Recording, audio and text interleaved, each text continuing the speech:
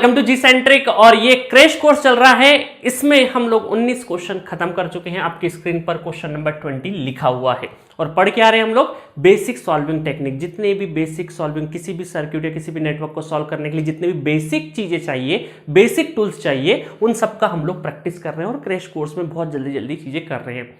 आपकी स्क्रीन पर जो क्वेश्चन लिखा हुआ है वो आप देख के डायरेक्टली बोल सकते हैं कि सर इसमें स्टार डेल्टा का कुछ ना कुछ कॉन्सेप्ट लगेगा। जी हाँ, यहां पर आपको क्लियरली दिख रहा है कि स्टार डेल्टा का कॉन्सेप्ट लगेगा।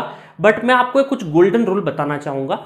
हम लोगों ने देखा कि जहां पर 5 रेजिस्टेंस है, जस्ट पिछले लेक्चर में मैंने बताया कि जहां पर 5 रेजिस्टेंस है वहां पर आपको क्या करना है, व्हीटस्टोन ब्रिज के बारे में सोचना है। क्या बताया मैंने? 5 रेजिस्टेंस हो, 5 कैपेसिटेंस हो, कुछ भी 5 अगर है कुछ भी एलिमेंट, तो 199% चांसेस है कि वहां पे व्हीटस्टोन ब्रिज लगेगा। आपको सर्किट को रीअरेंज करना है, व्हीटस्टोन ब्रिज का मतलब आपको पता है। अब कई बार ऐसी सिचुएशन आएगी कि 5 रेजिस्टेंस है और व्हीटस्टोन ब्रिज नहीं लग रहा है। उस टाइम पर क्या लगेगा? उस टाइम पर लगेगा स्टार डेल्टा ट्रांसफॉर्मेशन। अब बहुत सारे स्टूडेंट को स्टार और डेल्टा के फॉर्मूले कन्वर्जन करने में बहुत ज़्यादा दिक्कत होती है। बट मैंने थ्योरी लेक्चर्स में बहुत ही सिंप्लीफाई तरीके से आपको बताया है कि किस तरीके से आपको स्टार और डेल्टा में कन्वर्ट करना है। ठीक है, तो सबसे पहले मैं थोड़ा सा बताना चाहूंगा, कुछ स्टार डेल्टा के कॉन्सेप्ट बता देता हूं, उसके बाद इस क्वेश्चन को सॉल्व कर लेते हैं। स्टार डेल्टा बहुत ही आसान है। देखिए क्या है कि सपोज करो ये आपको डेल्टा गिवन है, थोड़ी देर के लिए डेल्टा गिवन है। यहाँ पे कुछ रेजिस्टेंस R रेजिस्टेंस होगा, ये R होगा, R1 R2 R3 होगा। ठीक है, तो आपको कुछ नहीं करना है, यहाँ पर सबसे पहले तो स्टार बनाना है, स्टार बना देना है। ठीक है, और हर एक ब्रांच का, इस ब्रांच का जो स्टार में इनके जब हमें लिखना है, तो इसको अगर लिखना है तो हमें क्या करना है, इन दोनों साइड को मल्टीप्लाई करना है, R1 R2 डिवाइडेड बाय तीनों का क्या कर देना है, सम कर देना है। क्या कर देना है? तीनों का सम कर देना, R1 plus R2 plus R3। Similarly इसका भी, सिमिलरली इसका भी, मतलब जिससे ये जो ब्रांच कनेक्टेड है, ये इसके आजू बाजू दो लोग हैं, उनको एक एक लपड़ मारना है, एक एक थप्पड़ मारना है ना। ऐसा याद रखिएगा कि अगर मुझे यहाँ का लिखना है तो इसको भी मारो एक बार, इसको भी मारो, इन दोनों का मल्टीप्लाई, और देन तीनों का आपको क्या करना है, एडिशन कर देना है। ये है इस डेल्टा से स्टार में कन्वर्जन। और अगर आपको स्टार से डेल्टा में कन्वर्ट करना है तो ये देखिए, ये सपोज करिए आपको स्टार में गिवन है, ये स्टार में गिवन है, यहाँ पे रेजिस्टेंसेस होंगे R1 R2 R3, कोई भी रेजिस्टेंसेस होंगे। तो इसको अगर हमें डेल्टा में कन्वर्ट करना है तो पहले जो डेल्टा लिख दीजिए, खींच दीजिए डेल्टा, ये खींच दिया हमने डेल्टा।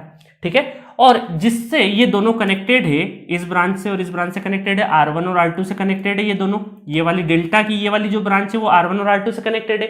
तो इनको क्या करना है हमको, R1 प्लस R2, ठीक है, R1 प्लस R2 प्लस, अब प्लस का जो भाई होता है वो मल्टीप्लीकेशन होता है। ठीक है, तो R1 R2 डिवाइडेड बाय जो बचा हुआ है R3 के बारे में लिखना है। ठीक है, तो ये भाई कैसे बोल दिया मैंने, क्योंकि जैसे लॉग की प्रॉपर्टी होती है कि नहीं, लॉग में हम लोग एडिशन वाला जो लॉग होता है उसको मल्टीप्लिकेशन में भी कन्वर्ट कर देते हैं, जो सब्ट्रैक्शन का होता है वो डिवीजन में चले जाता है। इसलिए उस रिश्ते से, उस नाते से हम ये बोल सकते हैं कि एडिशन का जो भाई है वो कौन है, मल्टीप्लिकेशन, ताकि याद करने में सहूलियत हो। अल्टीमेटली हमें याद रखना है, चीजें सही ढंग से लगाना है। तो समझ में आया ना, बहुत ही आसान है। डेल्टा से स्टार और स्टार से डेल्टा में कन्वर्जन। डेल्टा में क्या करना है, इन दोनों ब्रांच से जो कनेक्टेड उसका एडिशन, देन उन दोनों का वापस मल्टीप्लिकेशन, जो बचा हुआ है उसको लिख देना है। सिंपल सा चीज है। कैपेसिटेंस में उल्टा चलता है इसका, है ना, 1/C1 1/C2 इस तरीके से चीजें चलती है। ठीक है, तो ये सारी चीजें मैंने थ्योरी में ऑलरेडी बता रखी है और मुझे उम्मीद है कि आप सबको ये पता भी होगा। तो मैं अभी यहां पर सबको डिलीट कर देता हूं, इनका कोई काम नहीं है। Star delta convert just revise करवाया मैंने, है ना। कैपेसिटेंस में उल्टा चलता, अभी बता दूंगा, कैपेसिटेंस के 1-2 क्वेश्चन करवा के भी बता दूंगा। अभी देखिए क्वेश्चन, ये गेट में आया हुआ क्वेश्चन है लेटेस्ट ईयर में। लेटेस्ट ईयर का मतलब है 16 से लगा के 21 के बीच में दे रखा है आपको। In the circuit given each resistance has a value equal to 1 ohm. सारे रेजिस्टेंसेस कितने हैं? 1 ओम के हैं। What is the equivalent resistance across terminal A और बी? ए और बी के अक्रॉस आपको क्या निकालना है? इक्विवेलेंट रेजिस्टेंस निकालना है। ठीक है, अब आपको नजर आ रहा होगा, देखिए सबसे पहले हम क्या करेंगे, है ना, प्लानिंग कर लेते हैं स्टार डेल्टा कन्वर्जन की। तो यहां पर डेल्टा है तो पहले स्टार में कन्वर्ट कर देते हैं इसको। ये मैंने इसके अंदर स्टार बना दिया। अब जैसे ही मैं स्टार बना दूंगा तो ये जो डेल्टा वाली ब्रांचेस है इनको रीड करना बंद कर दीजिए। अच्छा, आपको क्या है, 1 ओम पता है है ना। और आपको ये भी चीज पता होगा, सपोज करिए ये आपको कोई डायरेक्ट फॉर्मूला नहीं भी पता हो तो इनके रेजिस्टेंसेस आपको पता होने चाहिए, ठीक है। तो ये रेजिस्टेंसेस कैसे निकाल लेंगे हम लोग, ये आपका 1 ओम है, ये भी 1 ओम है और ये भी 1 ओम है, तो ये बीच वाली चीज कितनी आ जाएगी, देखिए 1 × 1 है ना, डेल्टा से स्टार में कन्वर्ट करें 1 × 1 दोनों को मल्टीप्लाई कर दिया अपॉन तीनों का समेशन 1 + 1 + 1 तो कितना हो गया 1/3 हो गया, ठीक है 1/3 हो गया। मतलब हमने जब स्टार में क्या पाया, स्टार में क्या पाया कि जो भी आपका डेल्टा में रेजिस्टेंस है उसका डिवाइडेड बाय 3 हो गया। तो ये आपको एक रिलेशन मिल गया कि जब भी इक्वल वैल्यू के हैं तो डायरेक्टली रिलेशन है ये कि star equal to delta divided by 3। अगर इंपीडेंस होता तो इंपीडेंस में भी हम लोग यही रिलेशन लगा देते, इंपीडेंस होता तो जो भी डेल्टा में उसका बाई 3, मतलब डेल्टा के फॉर्मेशन में जितनी भी वैल्यू है 1 1 1 1 है उसका बाई 3 हो जाएगा हर एक ब्रांच। तो जस्ट लाइक मैं यहाँ पे लिख देता हूँ कि 1/3 1/3 और 1/3 हो गया, ठीक है 1/3 1/3 1/3 हो गया, ठीक है। अब इसका मतलब क्या हो जाएगा, है ना, ये समझ गए ना, रिलेशन बहुत काम के हैं, इनको उठा के मैं कहीं पे लिख देता हूँ, बहुत इजी। अच्छा कैपेसिटेंस में क्या हुआ, कैपेसिटेंस में उल्टा होता है, कैपेसिटेंस में इसका उल्टा होता है। कैपेसिटेंस में आपको लिखना है delta equal to star divided by 3, है ना। ये इधर मैंने क्या करा, स्टार किया है ना, तो इसमें डेल्टा में इस तरीके से हो जाएगा, या फिर उल्टा भी लिख सकते हैं star equal to 3 times of C delta. Capacitance में उल्टा चलता है, जो रेजिस्टेंस और इंपीडेंस में जो साथ में चलता है। अच्छा आप बोलेंगे इंडक्टेंस में भी सेम, रेजिस्टेंस इंपीडेंस और इंडक्टेंस ये एक जैसे फॉर्मूले चलते हैं, कैपेसिटेंस उल्टा चलता है ना। मतलब ये 4 भाई बहन है, कौन कौन है, रेजिस्टेंस, कैपेसिटेंस, इंडक्टेंस और इंपीडेंस। इसमें ये जो कैपेसिटेंस वाला ब्रदर है ना, ये थोड़ा सा उल्टी डायरेक्शन में चलता है, चाहे वो स्टार डेल्टा कन्वर्जन हो, चाहे वो करंट डिवीजन या वोल्टेज डिवीजन रूल हो, वहां पर भी ये तीनों एक जैसे चलते हैं, बट ये कैपेसिटेंस वाला अलग चलता है ना। ट्रिक है याद रखने का। चलिए तो ये मैं साइड में उठा के रख देता हूं पहले तो इनको, फिर ये क्वेश्चन सॉल्व कर लेते हैं। अब तो क्वेश्चन आपके लिए सॉल्व करना काफी आसान हो गया होगा, ठीक है, अब क्वेश्चन आप आसानी से सॉल्व कर लोगे। चलिए तो अब क्या बचा हुआ, अब यहाँ पर ये 1 ओम था, ये 1 ओम पहले से है, तो अब आपका जो नेटवर्क है वो क्या बन जाएगा, देखिएगा ये नेटवर्क क्या बन जाएगा, आपका नेटवर्क ये है, पहले से बना देता हूं मैं जो बचे हुए हैं, ठीक है। और यहां से 1/3 + 1 कितना हो जाएगा, 1/3 + 1 4/3 4/3 और 4/3 4/3 ये हो गया 4/3 4/3 4/3, ठीक है 4/3 4/3 4/3 और ये 1 ओम 1 ओम 1 ओम, ठीक है। यहां से जो स्टार में कन्वर्ट कर लिया आपने, डेल्टा को स्टार में कन्वर्ट कर लिया, तो डेल्टा वाली ब्रांच को हमें नहीं लिखना है, और इस 1 ओम में मैंने ऐड कर दिया 1/3 + 1 हर ब्रांच में, तो इस तरीके से आ गया। अच्छा अब वापस से क्या है, वापस से आपकी क्या हो गया, स्टार है, अब वापस से इसको डेल्टा में कन्वर्ट कर देते, वापस से इसको डेल्टा में कन्वर्ट कर देते, तो ये लाइन खींच देते हम लोग, ये लाइन खींच देते हैं इसको, है ना, तो ये वापस से डेल्टा में कन्वर्ट हो जाएगा, वापस से डेल्टा में कन्वर्ट हो गया येलो कलर का। तो अब डेल्टा में कन्वर्ट होने के लिए देखिए क्या होगा, सेम है, सेम वैल्यू का है ना, तीनों रेजिस्टेंसेस सेम है, तो रिलेशन लगा देते हैं हम लोग, रिलेशन लगा देंगे तो 3 टाइम्स हो जाएगा ना, कि डेल्टा में कन्वर्ट करना है, स्टार में दे रखा है, स्टार में क्या वैल्यू दे रखी है 4/3, ये फॉर्मूला लगाते, ये स्टार में आपको दे रखा है 4/3 इक्वल टू आर डेल्टा कितना हो जाएगा, 3 से 3 कैंसल, तो आर डेल्टा कितना हो जाएगा 4 हो जाएगा। तो ये सारे रेजिस्टेंसेस जो है आपके वो क्या हो जाएंगे 4 ओम के हो जाएंगे, 4 4 4। आसान हो गया। अब वापस से एक बार रीड्रॉ कर लीजिए अगर आपको और अच्छे से समझना है तो अब 4 और 1 क्या हो जाएंगे पैरेलल, 4 और 1 पैरेलल हो जाएंगे, तो कितना हो जाएगा 4 और 1, तो ये हो जाएगा 4/5, पैरेलल सॉल्व कर लिए, ये दोनों भी पैरेलल, ये भी दोनों पैरेलल, तो ये कितना हो जाएगा, ये यहाँ पे, देन ये यहाँ पे 4/5 4/5 4/5 4/5 क्या हो जाएंगे सीरीज में, देन इसके साथ में पैरेलल में, तो ये कितना हो गया 8/5, तो 4/5 इंटू 8/5 डिवाइडेड बाय 8 और 4 12 डिवाइडेड बाय 5, 1 5 से 1 5 कैंसल, 8 चौक 32 और 32 डिवाइडेड बाय 12 पंजे 60, 32 डिवाइडेड बाय 60, तो कितना हो जाएगा, 2 से कैंसिल करेंगे तो 16 30 और एक बार और 2 से 8 15, 8 डिवाइडेड बाय 15 ऑप्शन नजर आ रहा है, बिल्कुल जी हाँ नजर आ रहा है, तो D is the correct option for this question. तो हमने क्या सीखा इस क्वेश्चन से, हमने यहाँ पे स्टार से डेल्टा, डेल्टा से स्टार कन्वर्जन सीख लिया इस क्वेश्चन से। तो ये फॉर्मूले जो है वो कई बार जल्दबाजी में गड़बड़ कर देते हैं स्टूडेंट, आपको नहीं करना है, आपको तरीका पता है। कैपेसिटेंस में उल्टा चलता है। कैपेसिटेंस में ऑलरेडी अगर बहुत से स्टूडेंट की क्यूरियोसिटी होती है सर कैपेसिटर में किस तरीके से चलेगा, तो आप थ्योरी वाले लेक्चर में जाके स्टार डेल्टा वाले में देख सकते हैं कि मैंने स्टार इसके लिए कैपेसिटेंस के लिए किस तरीके से लिखा है। उसमें कुछ भी नहीं है, 1 अपॉन जैसे C1 और C2 है तो वहां पे 1 upon C1 into 1 upon C2 इस तरीके से किया है। ठीक है, चलिए नेक्स्ट क्वेश्चन की तरफ बढ़ते हैं। देखिए अब आई गया capacitance, what is the capacitor value in star connection. अब देखिए हम लोगों ने क्या किया, यहाँ पे कैपेसिटेंस का फॉर्मूला लगाया, ये है ना, ये वाला C डेल्टा इक्वल टू, यहाँ पे क्या लिखा है हमने, C delta equal to C star divided by 3, ये रिलेशन होता है। अभी काय में दे रखा है, डेल्टा में गिवन है। तो यहाँ पूछा है कि अगर इसको स्टार में कन्वर्ट कर देंगे, स्टार में कन्वर्ट कर देंगे तो क्या रहेगा, है ना, स्टार में कन्वर्ट कर देंगे तो क्या रहेगा। तो शॉर्टकट फॉर्मूला हमारे पास क्या है, स्टार में अगर कन्वर्ट करेंगे तो डेल्टा में कितना गिवन है, डेल्टा में गिवन है, डेल्टा में आपका गिवन है कितना, C गिवन है, तो स्टार में हमें निकालना है, तो ये कितना हो जाएगा 3C हो जाएगा, कितना हो जाएगा 3C। तो आंसर कितना हो जाएगा इसका, 3C is the correct answer. अब आपको शॉर्टकट अगर याद नहीं है तो आपको कैपेसिटेंस में किस तरीके से निकालना है आपको बता देता हूं।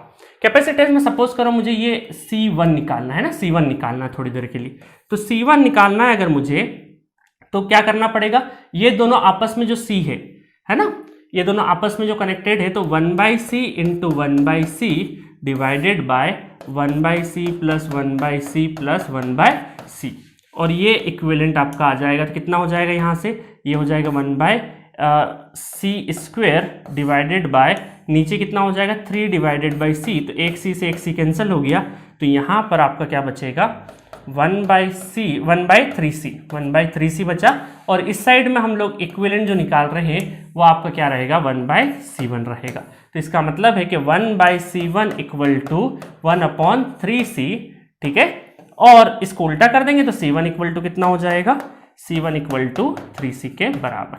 समझ में आया, जो कि हम लोगों ने डायरेक्टली यहां से लिख दिया है। तो इस तरीके से आपको करना कुछ भी नहीं है, जैसा हम लोग हमारे रेजिस्टेंस के केस में लगाते थे ना, एक थप्पड़ इसको मारते, एक बार एक थप्पड़ इसको मार के दोनों का मल्टीप्लीकेशन और तीनों का फिर नीचे एडिशन करते थे। तो अब कैपेसिटेंस में सिर्फ एक चीज का ध्यान रखना है आपको कि 1 अपॉन करके करना है सारा का सारा, यहां पर भी 1 अपॉन चलेगा। तो ये पूरा पूरा मैंने थ्योरी लेक्चर्स में बहुत अच्छे से बताया है आपको। तो कैपेसिटेंस में आपको ये रिलेशंस काफी ध्यान रखना है, समझ में आ गया। अब एक क्वेश्चन और बताता हूं मैं आपको, ये question, what is the equivalent reactance after converting into star. अब बहुत सारे स्टूडेंट इस क्वेश्चन में क्या गड़बड़ कर देते हैं कि जल्दबाजी में ये देखा कि डेल्टा है, स्टार बना दिया, चलो स्टार बना देते हैं और वैल्यू लिख दिया। अभी सर ने सिखाया कि यहां पर क्या करना है, डेल्टा से स्टार में करा 3 इंटू C कर दो, तो यहां पर भी ये कितना है 2 दे रखा है, इसमें 3 का मल्टीप्लाई कर दो, 3 दूना 6, तो -6J क्या हो जाएगा, आंसर हो जाएगा। बट ये गलत है, क्योंकि यहां पर ये कैपेसिटेंस दिख जरूर रहा है, बट ये है क्या, आपको J के फॉर्मेशन में है। J के फॉर्मेशन का मतलब है इंपीडेंस के फॉर्म में गिवन है। अब आप बोलोगे सर इंपीडेंस कहां लिखा है, यहां तो रिएक्टेंस लिखा है। तो मेरे बंधु देखो, यहां पे इंपीडेंस अगर है आपका, impedance equal to R plus minus JX, कुछ भी हो, रेजिस्टेंस हो या कैपेसिटेंस हो, जो भी, मुझे नहीं पता। अगर रेजिस्टेंस को जीरो कर दो तो इंपीडेंस को क्या बोलेंगे, impedance equal two plus minus J। तो अब मैं अगर रेजिस्टेंस जीरो है तो इंपीडेंस बोलूं चाहे रिएक्टेंस बोलूं, बात तो एक ही है।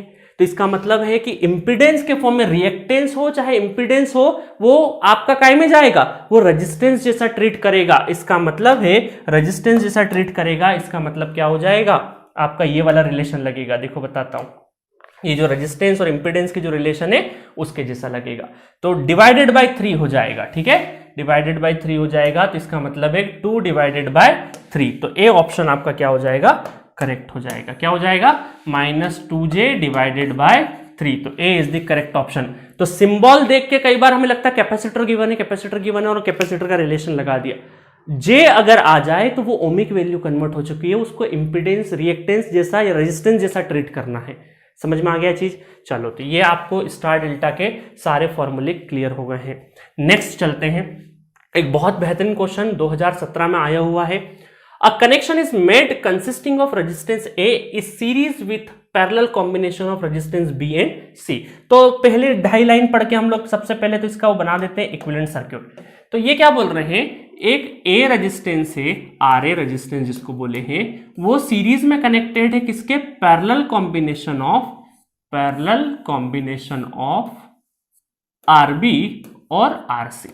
बहुत ही कॉमन सेंस बेसिस क्वेश्चन है ये, बहुत ज्यादा कॉमन सेंस बेसिस क्वेश्चन है, ठीक है, कॉमन सेंस बेसिस क्वेश्चन है। और इन दो टर्मिनल के बीच में आर इक्वल, आगे क्या बोला है, 3 resistance values are 10 ohm, 5 ohm and 2 ohm. इन तीनों की जो वैल्यू है वो क्या रखनी है आपको, 10 ओम, 5 ओम और 2 ohm are provided. Consider all possible permutations of the given resistance into the position of A, B and C and identify the configuration with maximum possible overall resistance and also ones with minimum possible overall resistance।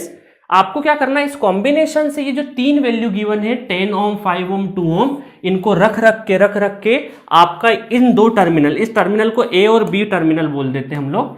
तो यहां पर क्या हो जाए, या ए और B की जगह हम पी और क्यू बोल देते थोड़ी देर के लिए, पी टर्मिनल और क्यू टर्मिनल, ठीक है। तो इनके बीच में आपका R P Q resistance calculate करना है, ओवरऑल कॉम्बिनेशन से अलग अलग वैल्यू रख के मिनिमम और मैक्सिमम दोनों निकालनी है। उसके बाद क्या बोला है, the ratio of maximum to the minimum value of resistance, उन दोनों का रेशो कर देना है, आंसर आ जाएगा। अब आपके सामने कंफ्यूजन होता है कि सर आप कैसे करेंगे। अब देखिए छोटी सी चीज आपको एक मैं बता देता हूं, 3 वैल्यू है आपके पास, 10 ओम, 5 ओम और 2 ओम। अब एक छोटा सा कॉन्सेप्ट आपको पता होना चाहिए, इक्विवेलेंट रेजिस्टेंस जब सॉल्व करते हैं ना, तब आपको पता होगा कि पैरेलल, जब भी पैरेलल का जो रिजल्ट है वो मिनिमम कर देता है वैल्यू को। अगर मैं बोलूं 100 ओम का रेजिस्टेंस और 1 ओम का रेजिस्टेंस को अगर पैरेलल में कनेक्ट करेंगे तो रिजल्ट क्या आएगा, रिजल्ट आएगा 100 डिवाइडेड बाई 101। इसका मतलब 1 से, जो आप अगर एक 100 और एक 1 ओम दोनों को पैरेलल में कनेक्ट कर रहे हैं तो जो वैल्यू आएगी वो 1, जो मिनिमम वैल्यू उससे भी छोटी आ जाएगी। मतलब एक हाथी और चींटी का अगर पैरेलल कॉम्बिनेशन होगा तो ओवरऑल वैल्यू चींटी के साइज से भी छोटी आ जाएगी। समझ में आया? तो ये पैरेलल का जादू, मतलब पैरेलल में वैल्यू कम होती है।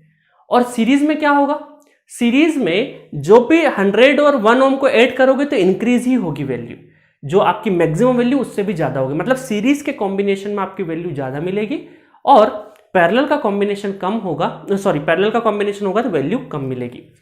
तो अगर मैं यहां पर थोड़ी देर के लिए, अगर मुझे आर पी क्यू, ये ओवरऑल रेजिस्टेंस, ये ओवरऑल रेजिस्टेंस अगर मुझे मिनिमम निकालना है, मिनिमम कम से कम निकालना है, तो मेरी कोशिश क्या होगी, मेरी कोशिश होगी, है ना, कम से कम निकालना है तो मैं इसी कलर को यूज करता हूं।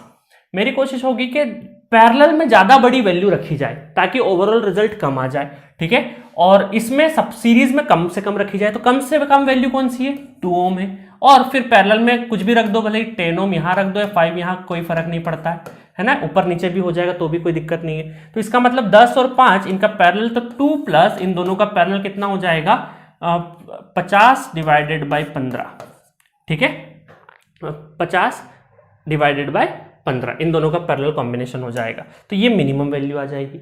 अगर मुझे मैक्सिमम निकालनी है, मैक्सिमम निकालनी है तो मैं देखूं मैक्सिमम कैसे निकालूंगा, ये आर पी क्यू मैक्सिमम निकालनी, तो मैक्सिमम निकालनी है तो मुझे सीरीज में मैक्सिमम वैल्यू रखनी पड़ेगी। तो यहां मैं 10 रख दूंगा और यहां पर मैं रख दूंगा 5 और यहां पे 2 रख दूंगा। तो ये कितना हो जाएगा, 10 प्लस 5 इंटू 2 डिवाइडेड बाय 7, है ना, 5 इंटू 2 डिवाइडेड बाय 7।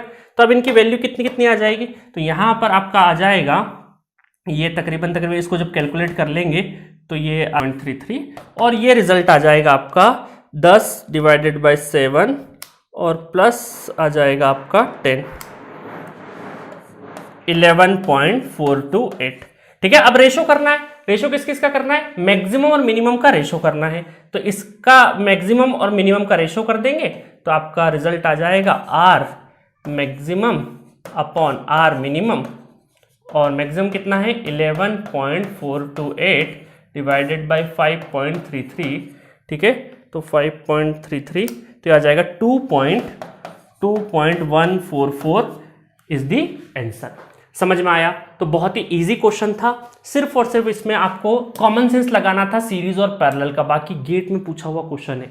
तो ये थ्योरी क्वेश्चन बहुत बड़े अगर लैंग्वेज में क्वेश्चन आते तो बहुत सारे स्टूडेंट घबरा जाते कैसे करना है, but use your common sense, छोटे छोटे पॉइंट से ही रिजल्ट निकलेगा।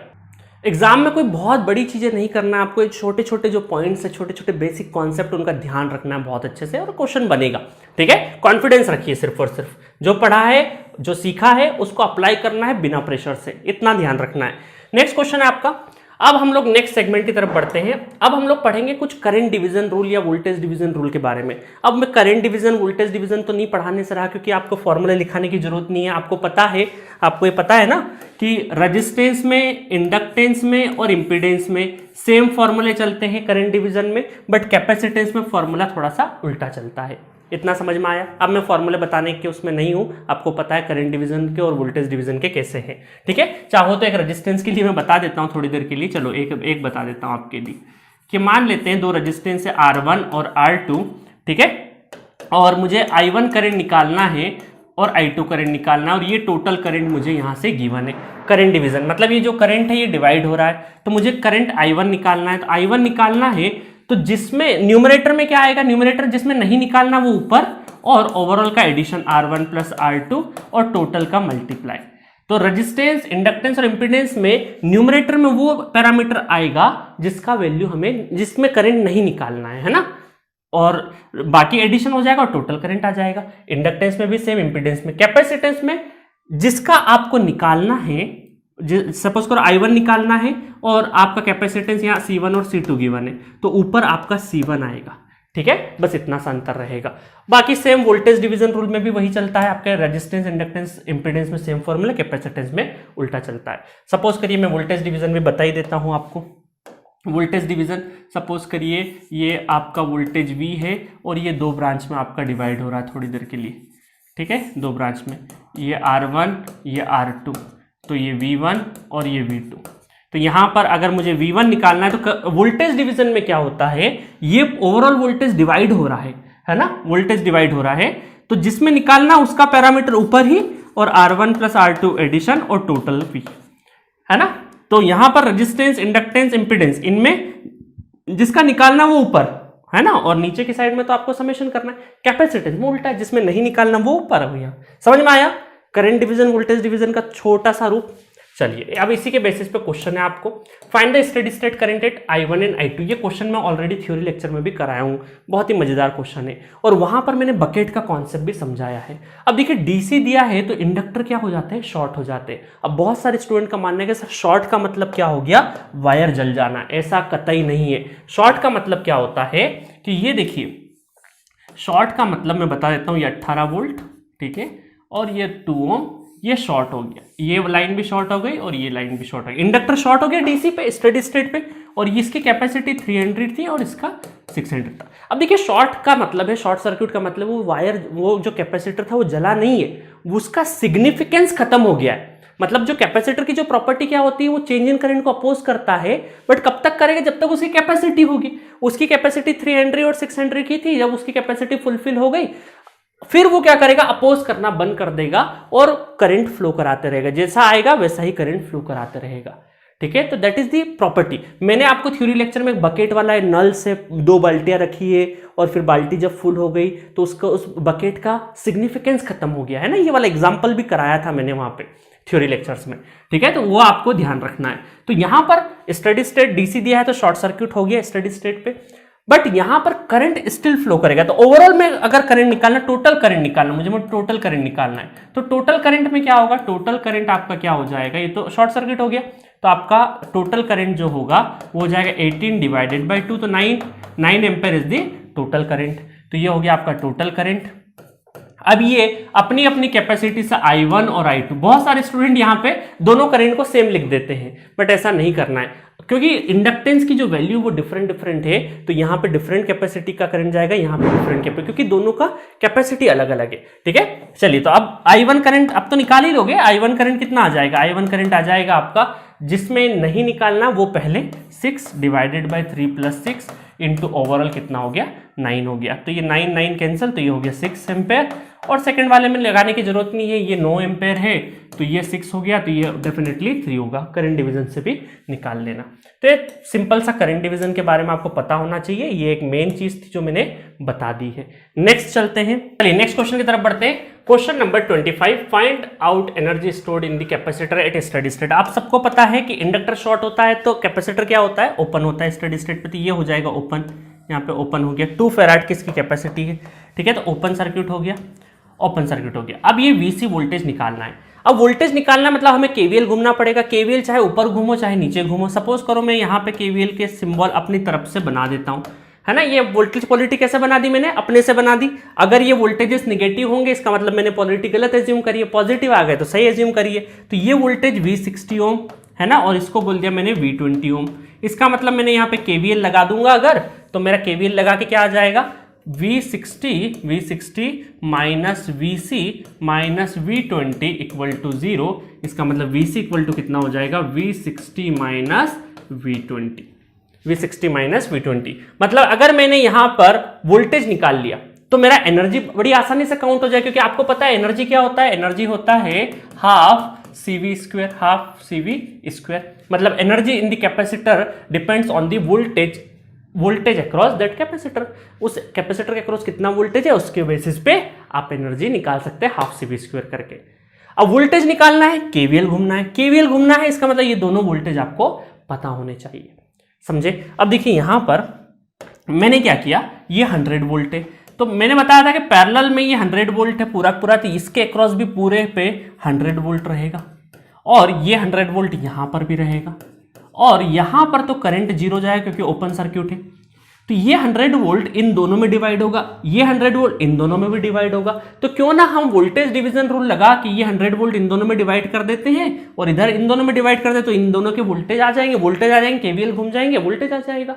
अब तो आप कर ही सकते हैं, है ना, इसको मुझे पूरा कराने की जरूरत भी नहीं है। तो अगर मैं थोड़ी देर के लिए V60 निकालना है मुझे, तो ये 100 वोल्ट दोनों में डिवाइड करूं तो वोल्टेज सोर्स में क्या होता है, जिसमें निकालना है वो ऊपर, तो 60 divided by 60 plus 40 plus 60 into 100 तो कितना हो गया, ये हो गया 100 कैंसिल, तो 60 वोल्ट हो गया। तो ये 60 वोल्ट आ गया यहाँ पे, है ना। तो एक आपका तैयार हो गया 60।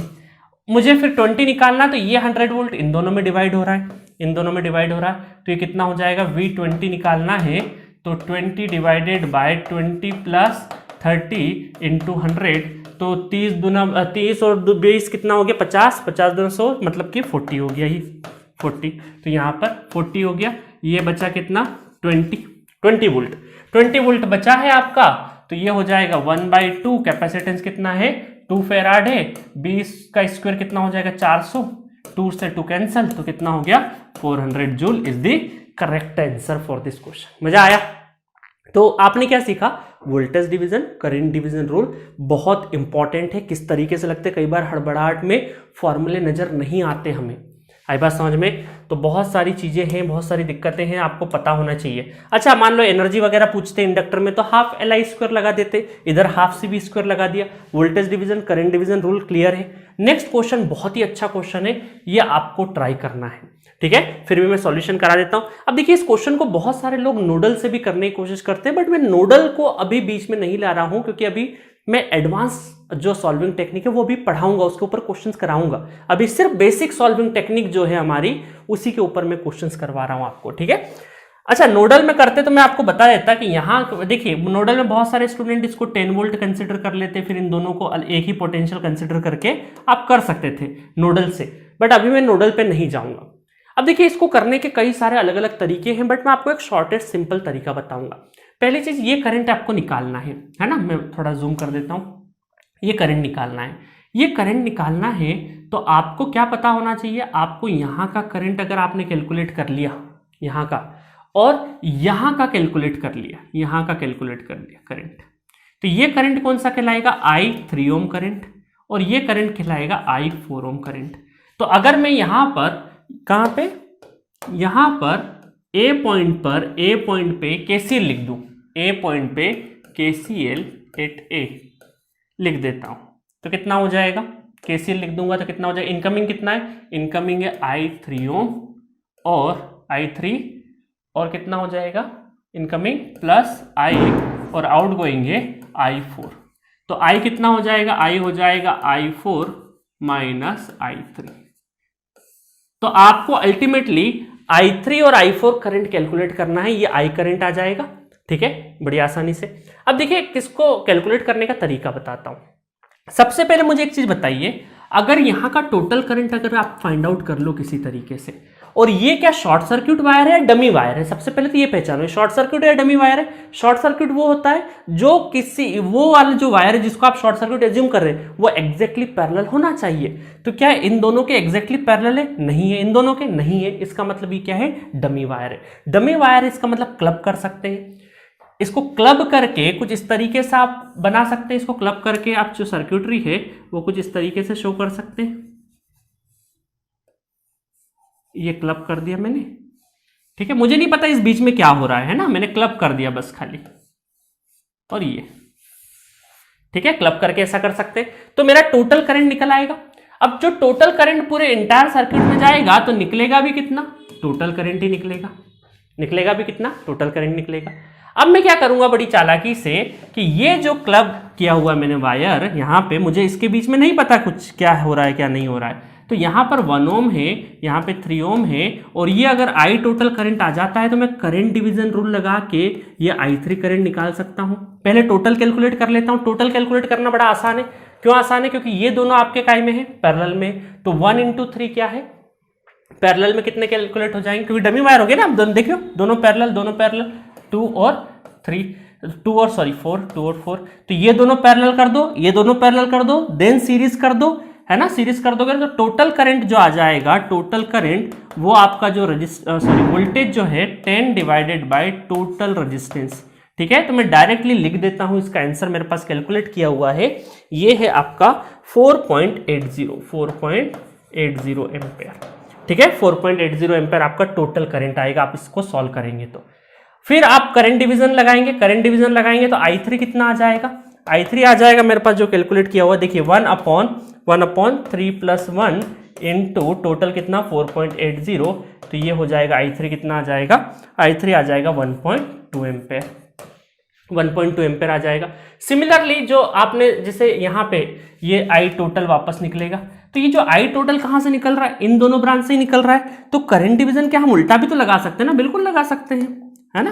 तो यहां पर हमने ये हमारा I4, तो ये I4 इन दोनों से निकल रहा है, तो इन दोनों के बीच में करंट डिवीजन और ये टोटल करंट मान के कर सकते हैं। तो इस तरीके से I4 कितना हो जाएगा, जिसमें नहीं निकालना है वो हमारा ऊपर, और 2 + 4, ठीक है, इनटू टोटल कितना है 4.80, तो ये आ जाएगा तकरीबन 1.6 एम्पेयर। ठीक है, 1.6 एम्पेयर हो जाएगा। तो सारे करंट आपको पता है, अब बस आप लगा दीजिए, इस रिलेशन में लगा देंगे तो I करंट कितना हो जाएगा, I4 कितना है आपका, I4 है, I4 कहाँ गया 1.6, और I3 कितना है हमारा, I3 है 1.2। ठीक है, तो ये कितना हो जाएगा आपका 1.4 हो गया, 0.4 हो गया, मतलब ऑप्शन कहाँ है हमारे, ऑप्शन है 2/5, है ना। 0.4 ये हटाया, 2 दूनी 4, 2 पंच 10, 2/5 इज द आंसर। तो D is the correct answer. तो इस तरह के क्वेश्चंस में बहुत सारे स्टूडेंट उलझते हैं, है ना। इस तरह के क्वेश्चंस में बहुत सारे लोग नोडल भी लगाते हैं। जी हाँ, नोडल से भी हो जाएगा, बट अभी मैंने नोडल पढ़ाया नहीं है आपको, मैं नोडल तक अभी गया नहीं हूँ। नोडल के पहले मैं नोडल को थोड़ा सा यहाँ पे करेक्ट नहीं मानता हूँ, आंसर बिल्कुल नोडल से भी आ जाए, कोई दिक्कत नहीं। आप यहाँ पे एक ही टर्मिनल मान के, इसको मान के नोडल की इक्वेशन लिख सकते हो, बट ज्यादा बेहतर तरीका है आपको, क्योंकि कई बार क्या होता है ना, यहाँ बीच में इंडक्टर भी दे देते हैं और इंडक्टर के अक्रॉस एनर्जी पूछ लेते हैं, तो आप पहले करंट निकालेंगे, फिर अगर यहाँ इंडक्टर होता तो ½ Li² लगा के एनर्जी भी लगाते। तो आपको करना कुछ नहीं है, इसको डमी वायर मानना है, इन दोनों को पैरेलल करके टोटल करंट आपको कैलकुलेट कर लेना है। किस तरीके से करा हमने टोटल करंट, फिर उस टोटल करंट को एक बार इसमें करंट डिवीजन, एक बार इसमें। और अब बहुत सारे स्टूडेंट कंफ्यूज हो जाते हैं कि सर ये जो टोटल है ये क्या यहां पर भी तो टोटल हो। बहुत सारे लोग पता है इसको कैसे लिख देते हैं, देखिए जो गलतियां करते हैं स्टूडेंट, जो समझ नहीं पाते हैं, इस डमी वायर को आप इस तरीके से नहीं लिख सकते। कुछ लोग ऐसे कर देते, एक लाइन बना के फिर वापस इस तरीके से, तो ये तरीका गलत है, ये इस तरीके से नहीं है, नहीं तो ये आप बोलेंगे सर ये टोटल है, तो ये I1 टोटल जो करंट है ये टोटल है, ऐसा नहीं करना, ये एक पॉइंट बनाना है, ये करेक्ट है, क्योंकि इसके बीच में क्या हो रहा है हमें नहीं पता। हमें यहां पर ये जो KCL लगाया ना हम लोगों ने तीनों करंट के बीच में, ये हम जानते नहीं है, हमें सिर्फ ये पता है ये पोटेंशियल एक ही है, तो इसको मैंने क्लब करके एक पॉइंट मान लिया है। अब इस पॉइंट को जब खोलेंगे तो यहां पर करंट के डिस्ट्रीब्यूशंस होंगे। अब बहुत सारे लोग इस डमी वायर को गलत तरीके से अगर ट्रीट कर लेते हैं तो कुछ इस तरीके से बना देते हैं, तो उसको एक ही करंट मान के कर देते हैं। तो बहुत ब्यूटीफुल क्वेश्चन इस तरह के जब भी एग्जाम में आएंगे आपको कहीं ना कहीं सोचने पे मजबूर करेंगे। तो आपको एक सिंपल सा तरीका है, जस्ट आपको डमी वायर मान के पूरा इक्विवेलेंट निकाल देना है, फिर करंट डिवीजन 2 करंट डिवीजन मारना है, KCL लगाना है, आंसर आ जाएगा, चाहे एनर्जी पूछे, करंट पूछे, कुछ भी पूछे। हाँ, बस इस चीज से अवेयर रहना, ऐसा मत कर देना। तो इस तरीके से आपके जितने भी बेसिक सॉल्विंग टेक्निक के जितने भी आपके स्टार डेल्टा हो, करंट डिवीजन, वोल्टेज डिवीजन हो, आपके इक्विवेलेंट सोर्सेस के जो इक्विवेलेंट सर्क्यूट से इक्विवेलेंट रेजिस्टेंस, इक्विवेलेंट कैपेसिटेंस, ये सब कुछ हम लोगों ने कवर कर लिया है। अब नेक्स्ट लेक्चर से हम लोग क्या करेंगे, नोडल, मेश और सोर्स ट्रांसफॉर्मेशन, ये जो 3 टेक्निक है ये एडवांस सॉल्विंग टेक्निक है, इसके ऊपर कुछ क्वेश्चंस करेंगे और नोडल को और अच्छे से एनहांस करेंगे। और अल्टीमेटली जब नेटवर्क पूरा खत्म होगा ना तो मैं आपको बताऊंगा कि नोडल एक ऐसा टेक्निक है जिससे आपके 80 to 90% क्वेश्चन सॉल्व हो जाते हैं। बट कुछ ऐसे क्वेश्चन है जहां पर बेसिक सॉल्विंग टेक्निक आप छोटी छोटी चीजों के लिए आप नोडल लगाने की जरूरत नहीं है, वो मैंने करवा दी कहां पे आपको पॉइंट आइडेंटिफाई करना है। ठीक है, तो एंजॉय कर रहे होंगे आप पूरे इस क्रैश कोर्स को, तो मजे से करते रहिए। और जो लोग जो बहुत नए नए स्टूडेंट हैं जो अभी सिर्फ गेट का फॉर्म भर दिया, अच्छे से प्रिपेयर नहीं है, तो प्लीज़ जी सेंटर एप्लीकेशन पे जाइए, वहाँ पे आप स्टोर सेक्शन में जाके सर्च बार में जो सब्जेक्ट आप अभी पढ़ना चाहें वो पढ़ सकते हैं। फुल कोर्सेज भी अवेलेबल, हर कैटेगरी में कोर्सेज अवेलेबल है, तो उसको एंजॉय कर सकते हैं। तो मिलेंगे नेक्स्ट लेक्चर में एडवांस सॉल्विंग टेक्निक के साथ।